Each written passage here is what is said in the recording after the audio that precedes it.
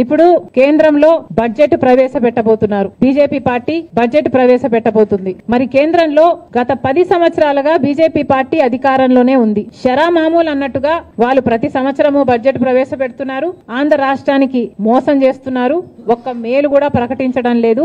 మనమేమో గుండెలు బాదుకుంటున్నాం. షరా మామూలు అన్నట్టుగా ఇది తయారైంది. గత 10 సంవత్సరాలుగా ఇదే పరిస్థితి. ఈ సంవత్సరం ఏమైనా తేడా ఉంటుందా, మార్పు ఉంటుందా? చంద్రబాబు గారు సమాధానం చెప్పాలి. గత 10 సంవత్సరాలుగా బీజేపీ పార్టీ మనకిచ్చిన హామీలలో ఒక్క హామీ కూడా నెరవేర్చలేదు. మరి ఈ సంవత్సరం అయినా ఇప్పుడైనా కూటమి కట్టినందుకైనా బీజేపీ కేంద్ర బడ్జెట్ లో ఆంధ్ర రాష్ట్రానికి ఏం చేయబోతుంది అని కాంగ్రెస్ పార్టీ ప్రశ్నిస్తుంది. పోలవరం ప్రాజెక్టుకు సంబంధించి మేము డబ్బులు ఇచ్చేశాము అని కేంద్రం చెప్తుంది. మరి ఇంకా ప్రాజెక్టే పూర్తి కాలేదు. ఈ పరిస్థితుల్లోనే మేము ఇచ్చేశాము, డబ్బులు లేవు, ఇయ్యము అని మీరు చెప్తున్నట్ట.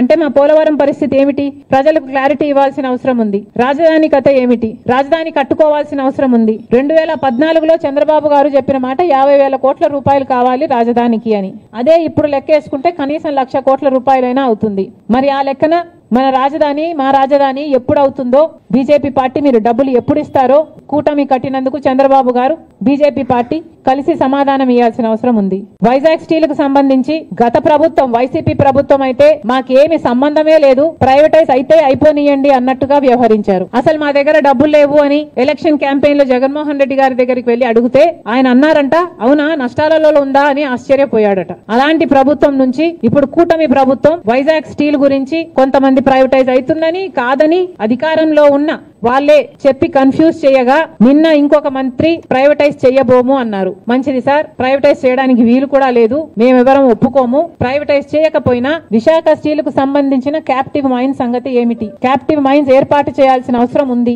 మరి ఇప్పటికైనా ఈ బడ్జెట్ లోనైనా బీజేపీ విశాఖ స్టీల్ ను ఆదుకుంటుందా? మన రాష్ట్రానికే కాదు దేశానికే గర్వకారణం విశాఖ స్టీల్. బీజేపీతో ఆదుకునేలా చేయాలని చంద్రబాబు గారిని డిమాండ్ చేస్తున్నాం. ఇంకో పక్క విశాఖ రైల్వే జోన్ కి భూములు ఇవ్వలేదని ఒకసారి బీజేపీ అంటే, భూములు ఇచ్చామని వైసీపీ అంటే, ఇలా ఒకరి మీద ఒకరు టెన్నిస్ బాల్ అన్నట్టు ఇటు నుంచి అటు, అటు నుంచి ఇటు ఆడుకున్నారు 5 సంవత్సరాలు. ఇప్పుడు చెప్పండి, వైజాగ్ జోను, రైల్వే జోన్ కథ ఏమిటి? ఎప్పుడు చేస్తారు? ఎంత ఇస్తారు? మాట్లాడాల్సిన అవసరం ఉంది. ఇదే కాకుండా ఉత్తరాంధ్రకైనా రాయలసీమకైనా స్పెషల్ ఎకనామిక్ ప్యాకేజీలు సంగతి ఏమిటి? ఎంత ఇస్తున్నారు?